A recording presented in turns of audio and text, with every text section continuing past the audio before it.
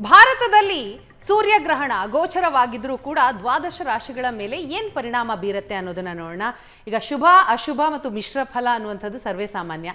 ಯಾವೆಲ್ಲ ಶುಭ ಫಲಗಳು ಗ್ರಹಣದ ಹಿನ್ನೆಲೆಯಲ್ಲಿ? ಈಗ ನಾವು ಮೇಷರಾಶಿಯಿಂದ ತಗೋಬೇಕು ಅಂದರೆ ಶುಭಫಲಗಳನ್ನು ನಾನು ಫಸ್ಟ್ ಹೇಳಬೇಕು. ಹಾಗಾಗಿ ಶುಭಫಲಗಳು ಮೇಷರಾಶಿ ಇರ್ತಕ್ಕಂಥ ವ್ಯಕ್ತಿಗಳಿಗೆ ಒಂದು ಒಳ್ಳೆಯ ಉದ್ಯೋಗದಲ್ಲಿ ಯಶಸ್ಸು ಸಿಗೋದು, ಕೀರ್ತಿ ಸಿಗೋದು, ಲಾಭ ಸಿಗೋದು, ಸಾಲದಿಂದ ಮುಕ್ತಿ ಆಗೋದು, ಕೆಲವೊಂದಷ್ಟು ಸ್ಯೂರಿಟಿ ಮತ್ತೊಂದಿನೊಂದು ಹಾಕಿರ್ತಾರೆ ಅದರಿಂದ ಮುಕ್ತಿ ಆಗೋದು, ಕೆಲವು ಕೊಡಬೇಕಾದದ್ದು ಅವರಿಗೆ ಕೊಡೋದು, ಬರಬೇಕಾದ್ದೇ ಬರೋದು, ಹೀಗೆ ಮೇಷರಾಶಿಯವರಿಗೆ ಶುಭಫಲಗಳು ಉಂಟಾಗುತ್ತೆ.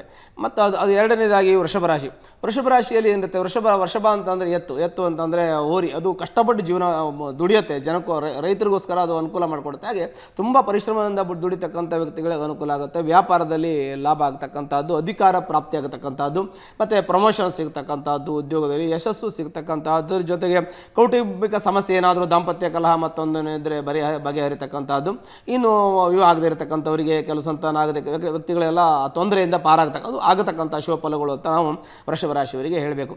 ಇನ್ನು ಕನ್ಯಾ ರಾಶಿಗೆ ಶುಭಫಲವನ್ನು ಹೇಳಿದೆ. ಕನ್ಯಾ ರಾಶಿಯಲ್ಲಿ ಇರ್ತಕ್ಕಂಥವರಿಗೆ ಸಾಲ ಬಾಧೆಯಿಂದ ಮುಕ್ತಿ ಆಗ್ತಕ್ಕಂಥದ್ದು, ಮತ್ತು ಅನುಕೂಲ ಆಗ್ತಕ್ಕಂಥ, ವ್ಯಾಪಾರದಲ್ಲಿ ಯಶಸ್ಸು ಬರ್ತಕ್ಕಂಥದ್ದು, ಉದ್ಯೋಗದಲ್ಲಿ ಅವರಿಗೆ ಹೆಚ್ಚಿನ ಆದಾಯ ಬರ್ತಕ್ಕಂಥದ್ದು, ಅದರ ಜೊತೆಗೆ ಕೌಟುಂಬಿಕ ಸಮಸ್ಯೆ ಪರಿಹಾರ, ಕೋರ್ಟು ಕಚೇರಿ ವ್ಯಾಜ್ಯ ವ್ಯವಹಾರಗಳಿಗೆ ಶತ್ರು ಧ್ವಂಸ ಆಗ್ತಕ್ಕಂಥದ್ದು, ಅದರ ಜೊತೆಗೆ ಕೆಲವೊಂದಷ್ಟು ವ್ಯವಹಾರಗಳು ನಾವು ಮಾಡ್ಕೊಂಡಿರ್ತೀವಿ, ಸಣ್ಣ ಪುಟ್ಟ ಸೂಲಗಳು ಕ್ಲಿಯರ್ ಆಗ್ತಕ್ಕಂಥದ್ದು, ಮತ್ತು ಯಾರಿಗೆ ಕೊಡಬೇಕಾದ್ದು ಕೊಡೋದು ತಗೊಳ್ಳೋದು, ಮತ್ತು ಕೆಲವೊಂದಷ್ಟು ಅವರು ಮುಂದೆ ಈ ಥರ ಇರಬೇಕು ಅಂತ ಯೋಚನೆ ಮಾಡಿ ಕಮಿಟ್ಮೆಂಟ್ ಆಗಿದ್ದರಲ್ಲಿ ಯಶಸ್ಸು ಸಿಗತಕ್ಕಂಥದ್ದು, ಯಾವುದಕ್ಕೂ ಅವರು ಪ್ರಯತ್ನ ಪಟ್ಟ ಎಲ್ಲ ಫಲಗಳು ಕೂಡ ಶುಭಫಲ ಉಂಟಾಗುತ್ತೆ ಕನ್ಯಾ ರಾಶಿಯವರಿಗೆ.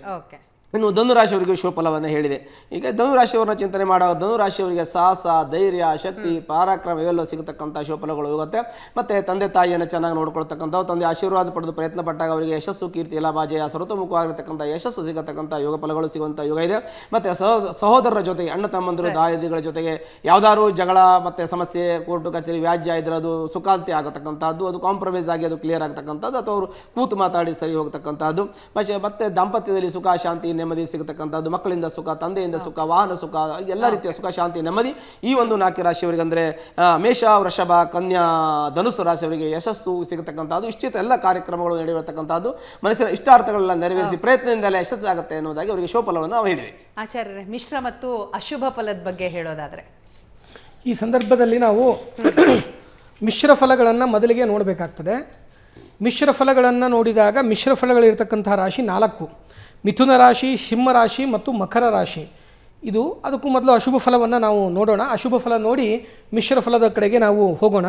ಅಶುಭ ಫಲಗಳನ್ನು ಕೊಡ್ತಕ್ಕಂತಹ ರಾಶಿ ವೃಶ್ಚಿಕ ರಾಶಿ, ಕರ್ಕಾಟಕ ರಾಶಿ, ಮೀನರಾಶಿ, ಕುಂಭರಾಶಿಯಲ್ಲೇ ಸಂಭವಿಸ್ತಾ ಇರತಕ್ಕಂಥದ್ರಿಂದ ಈ ಕುಂಭರಾಶಿ ಕೂಡ ಒಂದು ಅಶುಭ ಫಲದಲ್ಲಿ ಬರ್ತಾ ಇದೆ. ಆ ನಿಟ್ಟಿನಲ್ಲಿ ನಾವು ನೋಡ್ತಕ್ಕಂಥದ್ದಾದರೆ ಮೊದಲೇದಾಗಿ ನೋಡ್ತಕ್ಕಂತಹದ್ದು ಅಶುಭ ಫಲಗಳಲ್ಲಿ ವೃಶ್ಚಿಕ ರಾಶಿಯನ್ನು ನೋಡಬೇಕಾಗತ್ತೆ. ಗೃಹ ಸಂಬಂಧಿತವಾದಂತಹ ತೊಂದರೆಗಳು, ಮನೆ ಇತ್ಯಾದಿಗಳನ್ನೆಲ್ಲ ಇವರು ಕಟ್ಟಬೇಕು, ಮಾಡಬೇಕು, ಕ್ರಯ ವಿಕ್ರಿಯ ಅಂತ. ಮನೆ ಮಾರುವವರಿಗೆ ಉತ್ತಮ ಕಾಲ ಅಲ್ಲ, ಕೊಳ್ಳುಕೊಳ್ಳೋರಿಗೂ ಉತ್ತಮ ಕಾಲವಲ್ಲ.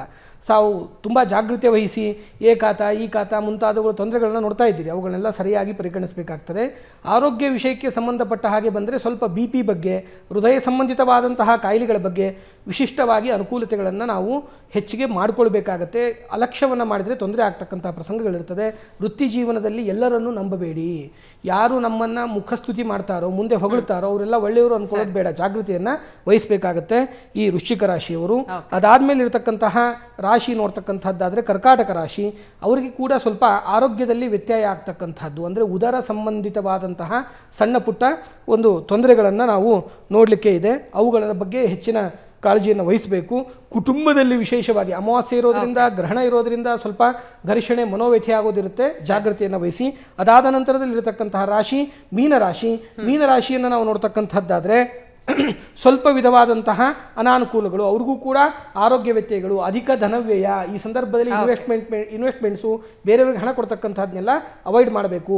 ಆಪ್ತರು ಕೆಲವೊಂದಿಷ್ಟು ಜನ ಅಂದ್ಕೊಂಡವರು ದೂರ ಆಗ್ತಕ್ಕಂಥ ಪ್ರಸಂಗಗಳು, ಶತ್ರು ಬಾಧೆ, ಸಾಲ ಇತ್ಯಾದಿಗಳಲ್ಲಿ ಹೆಚ್ಚಿನ ಜಾಗೃತಿಯನ್ನು ವಹಿಸಬೇಕು. ಅದಾದ ನಂತರದಲ್ಲಿ ಕುಂಭರಾಶಿಯಲ್ಲೇ ಗ್ರಹಣ ಸಂಭವಿಸ್ತಾ ಇರತಕ್ಕಂಥದ್ರಿಂದ ಕುಂಭರಾಶಿಯನ್ನು ನೋಡ್ತಕ್ಕಂಥದ್ದಾದರೆ ಸುಮ್ಮನೆ ಅನವಶ್ಯಕ ಕಿರಿಕಿರಿ ತೊಂದರೆಗಳು, ವ್ಯಾಪಾರದಲ್ಲಿ ಹಿನ್ನಡೆ ಆಗ್ತಕ್ಕಂಥದ್ದು ಮತ್ತು ಸಾಲಬಾಧೆ ಇತ್ಯಾದಿಗಳಲ್ಲಾಗುತ್ತೆ. ಅವರು ಕೂಡ ಜಾಗೃತಿಯನ್ನು ವಹಿಸಬೇಕು.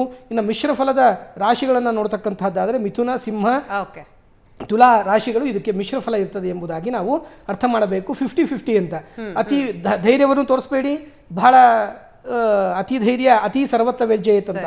ಆ ಕಾರಣದಿಂದಾಗಿ ಅವುಗಳನ್ನು ಸ್ವಲ್ಪ ಹಿನ್ನಡೆ ಮಾಡಿಕೊಂಡು ಮಧ್ಯಮ ಸ್ಥಿತಿಯಲ್ಲಿ ಹೋದರೆ ವಿಶೇಷವಾದಂತಹ ಅನುಕೂಲತೆಗಳು ನಿಮಗೆ ಖಚಿತವಾಗಿ ಆಗುತ್ತೆ. ಎಚ್ಚರಿಕೆಯನ್ನು ವಹಿಸಬೇಕು ಪ್ರತಿಯೊಬ್ಬರು ಅಂತ. ಇಬ್ಬರಿಗೂ ಕೂಡ ಧನ್ಯವಾದಗಳು, ಸಾಕಷ್ಟು ವಿಚಾರವನ್ನು ತಿಳಿಸ್ಕೊಟ್ಟಿದ್ದೀರಿ. ಇದಾಗಿತ್ತು ಈ ಹೊತ್ತಿನ ವಿಶೇಷ ಕಾರ್ಯಕ್ರಮ. ನೇರ, ದಿಟ್ಟ, ನಿರಂತರ ಸುದ್ದಿಗಾಗಿ ನೋಡ್ತಾ ಇರಿ ಏಷ್ಯಾನೆಟ್ ಸುವರ್ಣ ನ್ಯೂಸ್.